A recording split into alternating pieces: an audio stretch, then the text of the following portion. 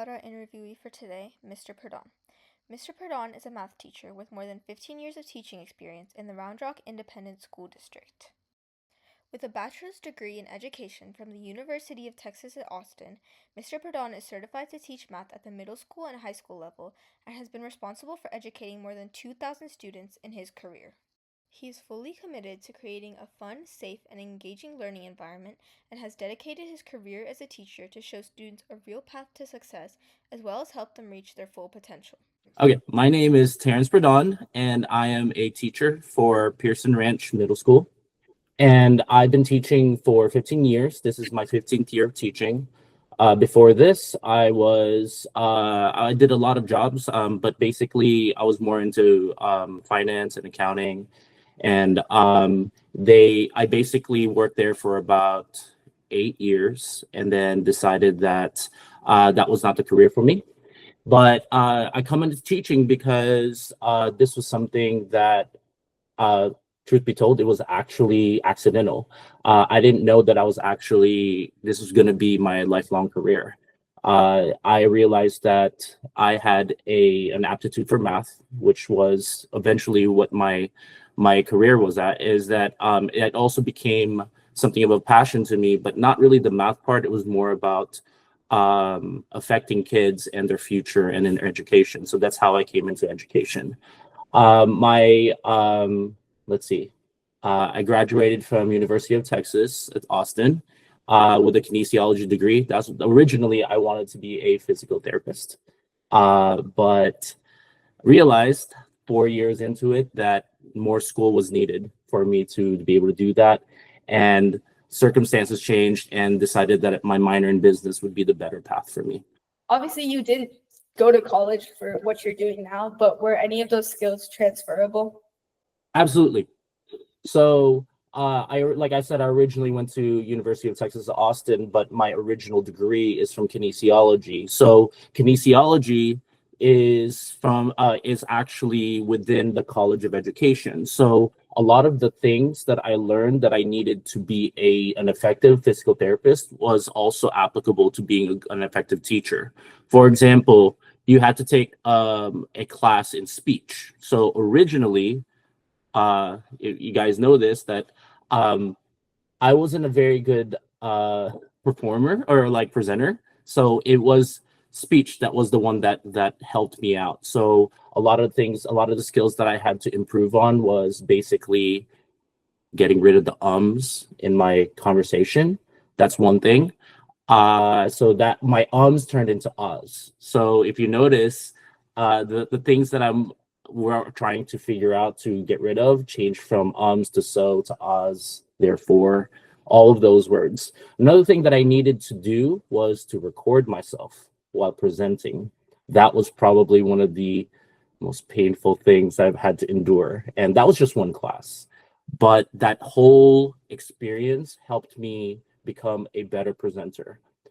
The other thing that I had to learn how to be better at and improve on is how to be genuine around students. So one of the classes that I had to take was child development, which meant that I had to learn how to interact with all students from kindergarten all the way to 6th grade.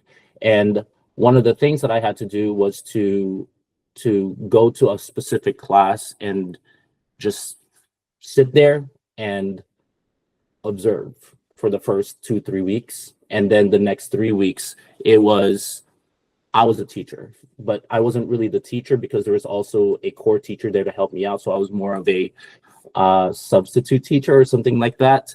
But I had to be in charge with a group of kids, which is like 8 or 9 kids. And my job is to basically implement the lesson plan that I came up with. So I didn't actually go the traditional route to be a teacher. After I realized that finance and accounting wasn't for me, I had to go take the alternate teaching route, which is basically alternate teacher certification route. So that was about 9 months of just rigorous training and on the job training, basically. So that's how I kind of come into my place to be a teacher.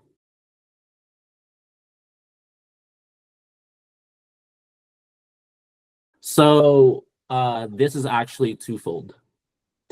So when I was a high school student, many years ago, there was a physics teacher. His name was Mr. McCauley, and this teacher was the only teacher that basically he didn't want to give me an A. So just kind of put it there that he made sure that I earned the A that I had or whatever. So it was physics, which I thought it was a really cool class, but that was my only B in that whole class, that the whole high school career. I had a B, but I couldn't quite get an A. But the one thing that the takeaway that I got from that is that he made sure that I found value in what he taught me. So he was definitely someone that I didn't even think about until I decided I wanted to be a teacher, that I wanted to emulate what he did when I was his student. So that was the first part. The second part, when I was at Grisham before I moved over to Pearson Ranch, there were a group of mentor teachers that I really looked up to, and their main premise is that it was basically that genuine kind of experience for the class, that it wasn't so much what you're learning, it was more about what they're getting from you. So it wasn't anything more than just being there to kind of guide them in their path, whatever that may be. So it made my experience as a teacher a lot easier because I didn't have to worry. I mean, every day you have to worry to make sure that your student is learning what they're supposed to learn, but that wasn't the focus. So that was that was almost 80 years worth of experience from 4 different teachers that I learned that. So I kind of became a hybrid of all 4 of those teachers that I learned from, and it became easier for me to diagnose what the students are needing and become more of a problem solver for them, rather than, hey, you need to learn this, you need to learn that kind of thing. So what are some different ways you teach different students in order to make sure they understand the material? So it depends, right? So I learned to, in my 15 years of teaching, I've had to teach, if there's 100 kids per year, that's 1,500 kids. So those are different learning styles, those are different personalities. But if we're trying to just kind of simplify it, if I'm teaching on level 8th grade students as opposed to higher level 8th grade students, it really comes down to value, whatever they want out of that class. So the first thing I do is to kind of figure out what kind of student that kid is. So basically, if that student is just here to do work, then it's not necessarily easier, because you're not going to learn anything if you're not kind of tying an experience with that knowledge. So for me, if a student is struggling, most of the time the success hasn't been frequent it is for that student. So a good strategy is to kind of relate to what they're actually interested in. So if a kid is athletic and is not doing well in math, most of the time I just tie in information that is more relevant to that person. So if that person likes football, most of the knowledge is tied to, most of the teaching is kind of tied to that sport. If a person is really high achieving and needing to be challenged, it's not necessarily easier, because I don't want to just leave that person on a path and it's like, oh, this person already knows what they're doing, we're going to let him be, and whatever it is. In some ways, I tend to lean in on those kids even more, because I want to know how much they actually know. So for that, the strategy is, it's so bad, but most of the time the higher level students come in with this swagger and this confidence. I tend to break that confidence just a little bit, just to kind of see where they are. And then from there, bring them back up with me, because once they learn that there is no ceiling to what they can learn, then they're more likely to learn more, right? Because if they're bored in the class, I'm not going to get anything from them. So part of the job of as a teacher is to also be an entertainer, and that's not necessarily the case. But if they are finding value in the class, then they're more likely to increase their willingness to kind of learn all this stuff. Would you say that you're entertaining to your students?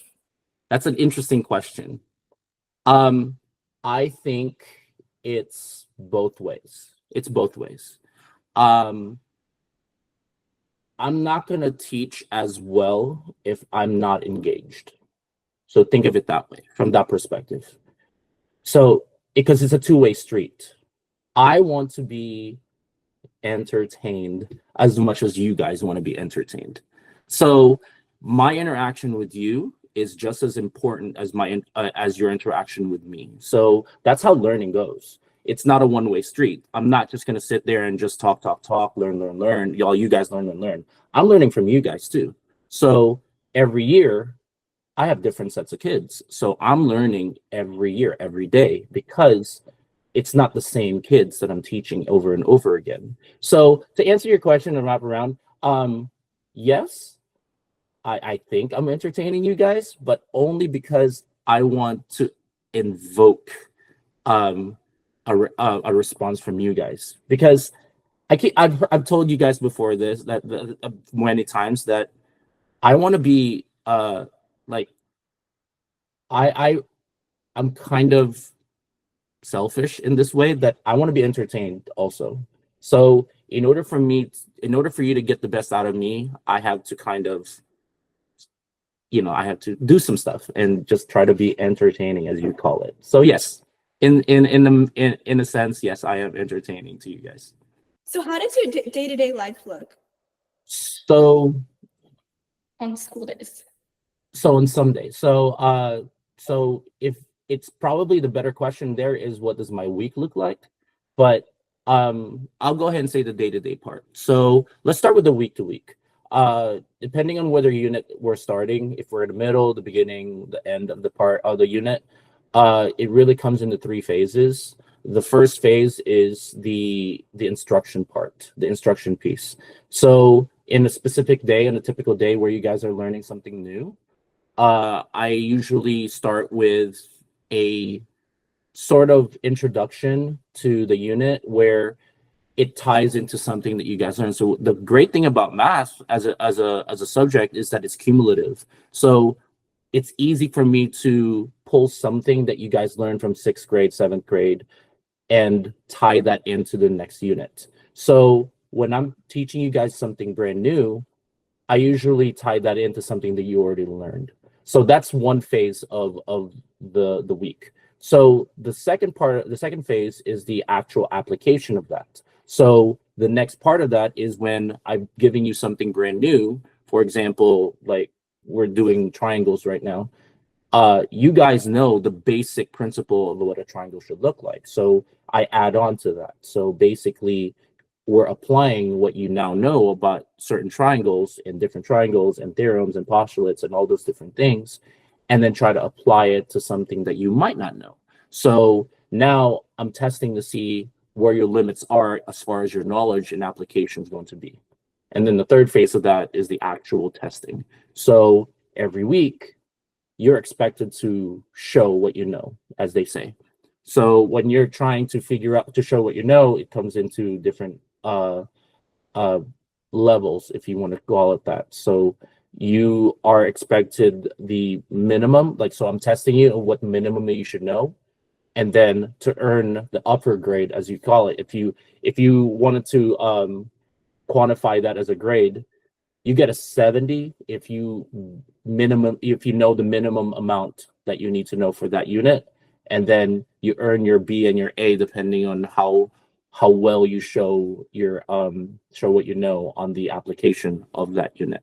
So day to day, depending what it is, could be Monday through Friday. That kind of comes into those three phases, and it may manifest itself in different ways, but those are really the three things that I'm looking for every day.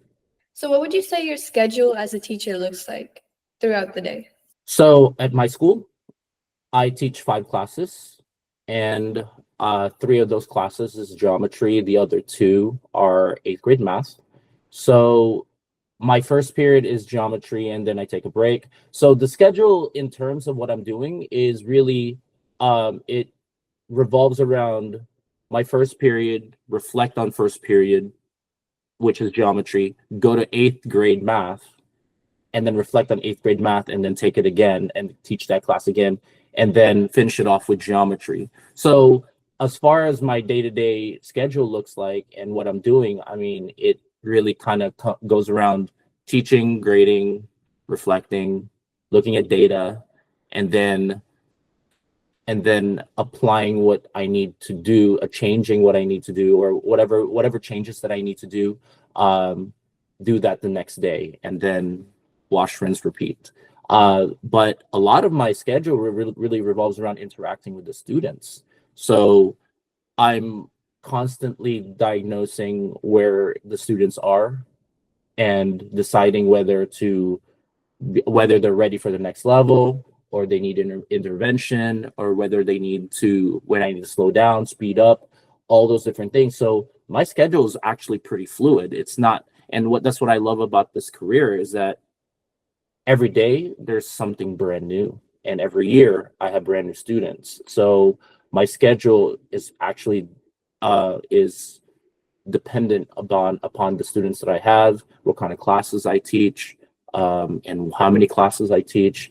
And so that's actually an interesting question to ask, because if it was any other career, it's pretty fluid. I mean, pretty easy. That's like they're doing this, and this, they go home. But some days I might not be teaching. Some days I might be testing. Some days I might be reviewing. So the schedule is always kind of, it's flexible and it's variable. There you go, math word right there. So how do you challenge your students? It depends on the student. A lot of the challenging doesn't usually happen day one. Yeah, I have to first figure out what kind of personality I'm dealing with as far as students are concerned, what kind of class I'm dealing with, because the dynamics of the class, the dynamics of the students and how they interact with each other, with me, are going to really factor in how I'm going to be challenging them. Because if I have a big group of high achieving students, then I may challenge them differently from another class that might be struggling in the same exact skill and unit. But for the most part, the challenging part is really you showing what you know. So it's not even a typical, let me challenge you by giving you harder questions. It's more of a, let me challenge you by asking you to explain how you know this. Would you say that you have a good work-life balance? Yes, compared to other teachers that I know, I actually think that I have a good work-life balance. But that wasn't something that came naturally for me. My first 5 years, I was that teacher that brought home work and would spend the weekends grading, would spend every waking period stressing about what I'm going to teach and all those different things. But as you get older, and as you do as you get more acclimated to what you're learning and what you're teaching, in terms of the students and the material, you learn to find pockets of time where you can actually do some of the work that you don't normally have time to do, or would do during the weekend. So I think around year 5 or year 6 is when I realized, like, I don't need to be doing work at home. I can find ways for me to kind of mitigate some of those extra like difficulty stuff like that, things that I have.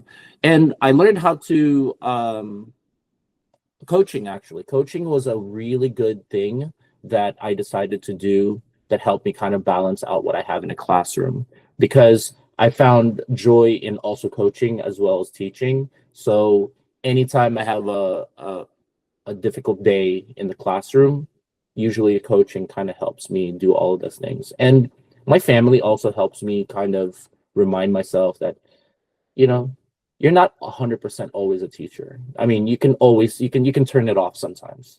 It's harder, but you can always not have to do the work that you need to, and became more of a mental challenge for me. It's like, I don't have to do this all the time. I don't need to, because there are more things that I can do. And I find joy also in showing that, I mean, that if you find that your students are doing better than you think you did in the beginning, I find joy in that also. So it helps me kind of relieve some of that stress. So yeah, I think I have a pretty good work-life balance. So you said you also had a career in accounting. Other than like the math skills, was there anything else that any other skills that were transferable? So when you're in accounting, you analyze a lot of numbers. So you find a story between the numbers. That's basically what accounting is. So you're basically trying to figure out patterns, and if that pattern doesn't hold, then you figure out why that is. So that skill, and also just from a technology perspective, in education, the teaching is always aligned with data that it produces. So that data comes in different phases, at different ways. But from my perspective, the grades and analyzing data from your grades and analyzing data from your test scores and stuff like that was definitely a skill uh, that I basically had to reuse. Like, that's something that was transferable from my accounting days. But it's not. But other than that, I mean, I don't want to throw shade at accountants or anything, but that wasn't for me. But it was not as engaging as I thought it would be. So it was definitely something that I thought I was okay. I was good at, but it was definitely not for me. But the skill, it transferred. It definitely transferred to teaching. Okay, so you said that you started accounting and it wasn't really what you wanted, but you also had a bachelor's degree in some science field. Kinesiology. Yeah. So other than the fact that it required more study, what made you want to change from one field to another? It wasn't fulfilling enough for me. It really comes down to that. You'll learn this as you get older, that how much you get paid and the time that you dedicate to that career, to that skill, or whatever that path, it has to balance out somehow. And it wasn't balancing out for me. So I thought that I had an aptitude for physical therapy because it was aligned with science, and I thought I was pretty good in science at the time, and it really helped me. And then the interaction with the patients that I was working with was fulfilling enough for me, but it didn't balance enough. So I thought that it wasn't what I was looking for at the time. So when I get into accounting, and I was working for a bank at the time, the interaction with the clients, the interaction with the customers, that was fulfilling for me also. But the math part of it was just using a 10 key calculator and then entering in deposits and then opening accounts and then looking at their accounts.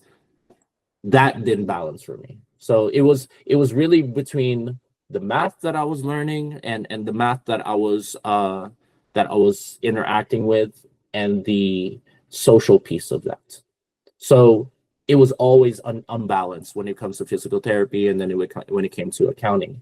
And then when I decided, okay, I just don't want to do that anymore, I was a substitute teacher for like a few weeks, and that was a balance. Like that was where I kind of fell into this kind of balance. Like, wow, I'm really learning how to do this. I'm also learning how to do this and the social piece of it and the math piece of it. And so that's when I decided, okay, this is probably what I wanted to do. And then I realized that I was actually good at it. So that also came into that factored into my decision as well.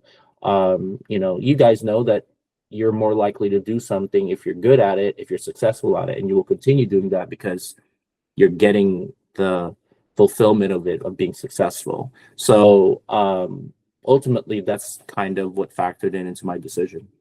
Okay, so you mentioned earlier that like working with other people helped you grow a lot as a teacher. How does working with like your peers help you today? You know that old adage, it takes a village. Have you heard of that before? So that is a huge part of that. In our school, for the most part, you guys are amazing, but you will come across students that are always going to be a struggle. And so sometimes you're going to have to send reinforcements, so to speak. So you might have to ask another teacher, hey, how do you deal with this student? And what does this student look like in your classroom? And so it's always a fact-finding mission on how to better support this student. So every year, depending on who that student is, but we've always had a core of teachers that we rely upon. So in my case, that would be the 8th grade group, and that would be the assistant principals, that would be the counselors, because they all have similar experiences with the student or whatever that may be, and we are always trying to get ahead of what that would look like, because we have this kind of conversation every year that October is probably the toughest month of the year. One, because it's longer. It's a longer month. And 2, there's not a whole lot of off days in between. And 3, the most important thing, that's when you guys really show up for us. Because August, September, we're still trying to figure each other out. October is when you guys get comfortable. And when you guys get comfortable, that's when your natural personalities emerge. And that's where you start to fall onto your old habits, whatever that may be, old habits, bad habits, good habits, whatever that may be.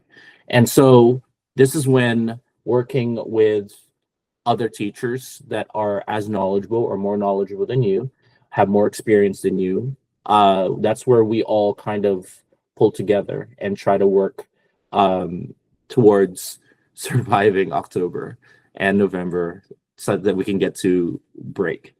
But the other part of this is that you have to enjoy the people you work with, and enjoying with the people, I mean, whatever that may be, if you're playing Magic with them or hanging out after school, playing basketball, whatever that may be, it's the important piece. You have to have a good working environment in any job, and it's even more important in education, because we all know that as teachers, we are always we're on the front lines of this. We're always the ones that having to deal whatever that they may throw at us in terms of policy changes and students in general and parents. Oh my goodness, parents. But I try to kind of not think about it too much, because I know that the people that I work with have my back, and they will always support me, and I will support them. So overall, you got to have a good working relationship with the people that you're there with 8 hours a day, 187 days a year. Have you ever encountered a teammate who's maybe not the easiest to work with? And if so, how do you get around that? How do you work with them? Ooh, it's a tough question.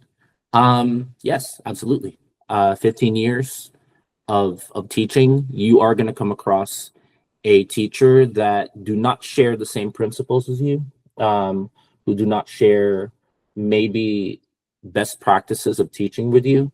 But as adults, you find you find some equal footing with them. You find a way to relate to them, because what you're experiencing is only a fraction of what's really going on. So whatever conflict that you might have with them, you have to always kind of take a step back and realize, do I have the full story? Do I have all the facts? Do I have everything? So the best thing that I can control is to find some common ground.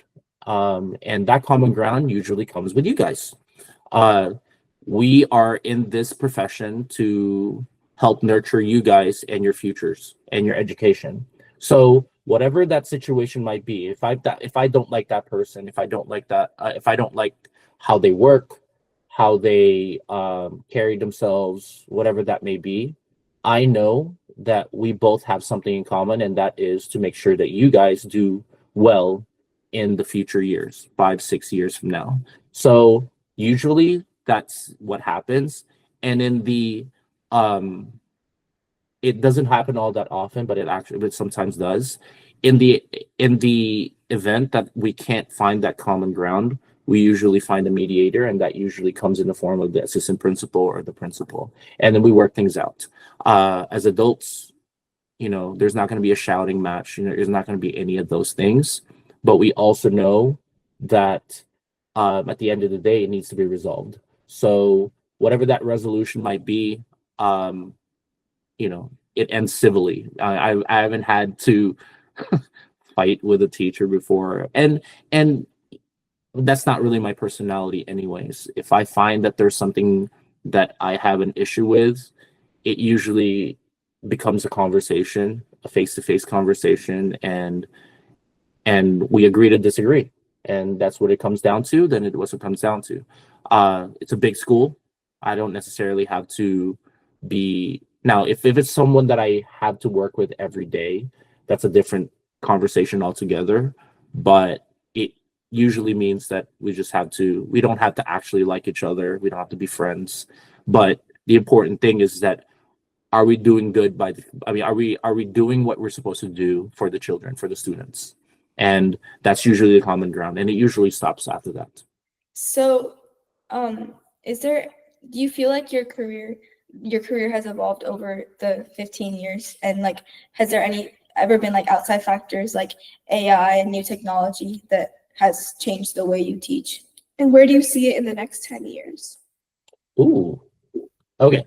Let me answer Saranya's question first. In any job, if you don't evolve, you tend to not stay in that job, right? So there's a natural evolution to your teaching or to your job and the way you do things in 15 years, 1 year, 5 years, 10 years, whatever that may be. But in the 15 years I'm teaching, yeah, absolutely. I have evolved. One of the things that I was not good at in the beginning is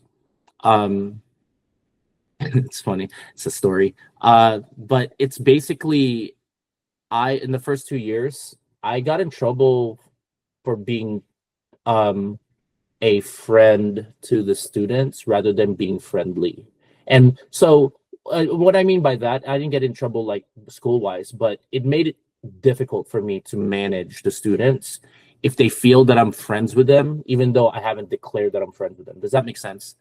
So like it's more of a, I had to draw that line that I can be friendly to you, but I'm not your friend kind of thing. I'm your teacher and I'm the adult, that kind of thing. And that comes with youth, right? Because when I was younger, it was more important for me to be liked as a teacher than to be respected. And that was a tough lesson, because it's hard to bring them back from being friends or being friendly to being respected. And so I had to be very aware of the fact that these are 13, 14-year-old students that are easier to, it's easier for them to like me because they like me rather than to respect me as a teacher. So that's something that I basically had to really be aware of and learn to evolve as a teacher. And when you get older, it becomes easier because you tend to care less about what they think. And it sounds bad, but that's kind of necessary to be a teacher, that you keep your eye, you keep your focus on whether or not you are a good influence on the students, and that you are doing what you're supposed to do. So the second part, the AI part, let me be clear that COVID is actually the one that kind of changed the way I teach a little bit, and not because I wanted to, but I was forced to. So if you don't remember, I mean, you guys are probably the last group to kind of had that effect of the COVID years, where you really lost instruction, the face-to-face interaction and all those different things. But it changed the way I approach teaching, because there are gaps already in place from a lot of the students, where some stuff that they might have learned, that they should have learned in elementary school, they didn't learn because of the COVID, the COVID years. And so we're always behind on what we're learning. So I learned to not be so stressed about what they don't know, but more about what can I do to help them moving forward. And so I focused my teaching really more on the social aspect of it, the social piece of it, and more of a, do you know how to take notes? Do you know how to send an email that doesn't sound so not professional? And do you know how to interact with adults? Do you know how to interact with your teachers? And do you know how to problem solve, how to manage your stress? All of those social pieces, I really focus more on that when during COVID. And so now that we're kind of out of it for the moment, now we're getting back to, do you know your multiplication facts? Do you know your adding and subtracting? Do you know your fractions? All those different things. So now we're kind of going back to pre-COVID.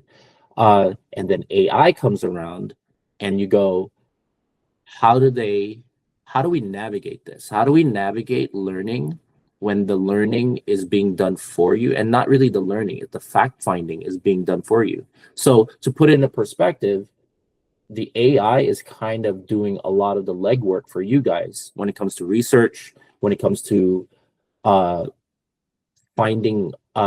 to come up with ideas on how to do certain things. AI is kind of doing that for you. But in math, we're kind of sheltered by that, because numbers will always be numbers, and word problems will always be word problems. Graphs will always be graphs. So there's not a whole lot that AI, other than finding the answer for you. But the thing is that we're already shifting away from that already. You'll learn that when in 6th grade, 7th grade, and 8th grade, we care less about the answers rather than how you found the answers. So AI can't necessarily do that for you. So whenever I ask you guys, okay, show me your work and justify your work, AI can't necessarily do that, because it has to come from you guys. So compared to language arts and science and history, AI is a very useful tool, but it can easily be misused also. So from my perspective, AI in mathematics is useful, and it can be something that we can apply in higher level math for sure. But for y'all's perspective, AI asking you to find the answers to all those things is not gonna. It's a short term kind of solution for y'all, but long term, it's gonna be a different thing. What are some challenges you've had with teaching throughout the years? Let's see. Challenge. Okay. So when I hear the word challenge, I don't necessarily think students, because you can't fault a student for being 13. You can't fault a student for being an adolescent going through their own struggles, right? So when I think challenge, it really comes towards what you guys were talking about before, the AI, the coworkers, the administration. From in my opinion, the challenge doesn't come from the students. In fact, you guys are what keeps me going the last 15 years. You know, it's being able to see all of that. But just to answer your question, in the classroom, if there are challenges in the classroom, um, the challenge is to for me is to sustain the learning, to sustain the level of learning that they're doing. So if we're looking at eighth grade math class, so in eighth grade math class, we would be learning Pythagorean theorem or whatever that may be. The struggle is to help them retain that information. So from that perspective, it's actually very easy. The challenge is to make it relatable to them. So whatever that may be. So if they're into video games, then try to relate the questions involving Pythagorean theorem in video game format. It's about changing the format. It's about aligning the learning to the interests of the students. And also the other part of that is, what kind of learner are they? Are they auditory? That means do they listen better than they look, they read, all those different things. So the challenges are really finding a way to align their learning method and their learning skill and all those different things to your teaching method, because the way I teach is very different from an all level class to a higher level class. So the challenges there is not what you would define as challenge for me, because I think it's fun. I think it keeps me going because I can problem solve my way into finding value in that. And ultimately, are your students learning because they want to learn, or is it because their job? So perfect world, I would love for y'all to learn just to learn. Yeah, I would love for y'all to not care about those numbers next to your name, right? I would love for y'all to not worry that that this grade is going to affect your average. I would love for that, but that's not a perfect world.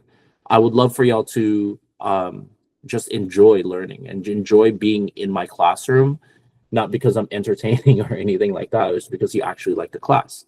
And you know, that's a perfect world wish, I guess. But the challenge for me is to make sure that you guys are that you guys are growing up to be decent adults and to be good at what you do and to actually enjoy your life. What are some rewarding moments that you've had in your career?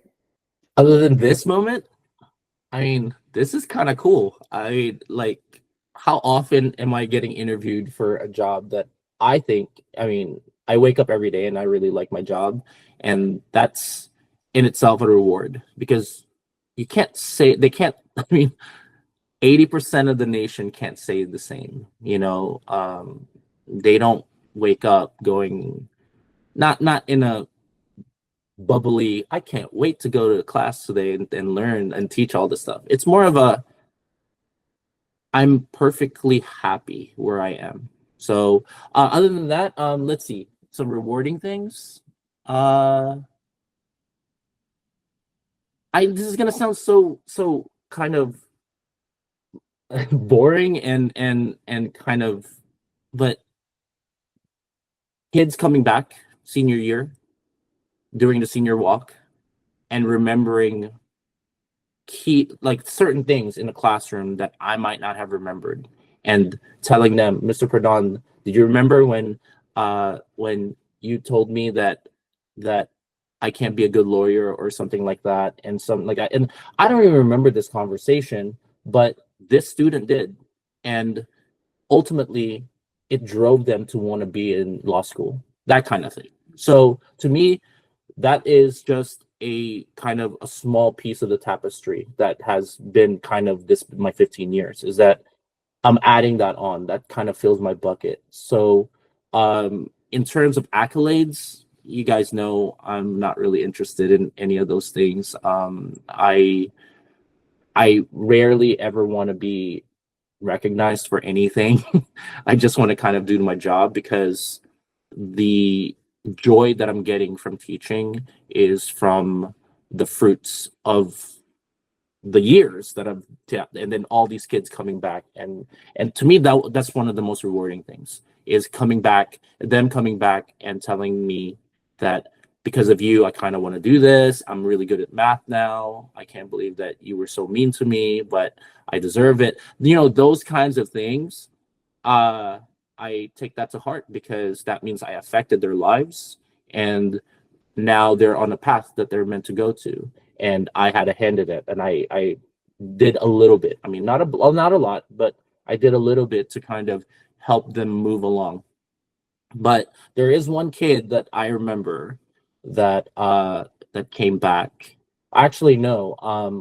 I was out somewhere. We were eating in a restaurant or something like that, and a student came up to me and said, "Mr. Perdon, thank you for being my teacher. I want to be a teacher now because of you."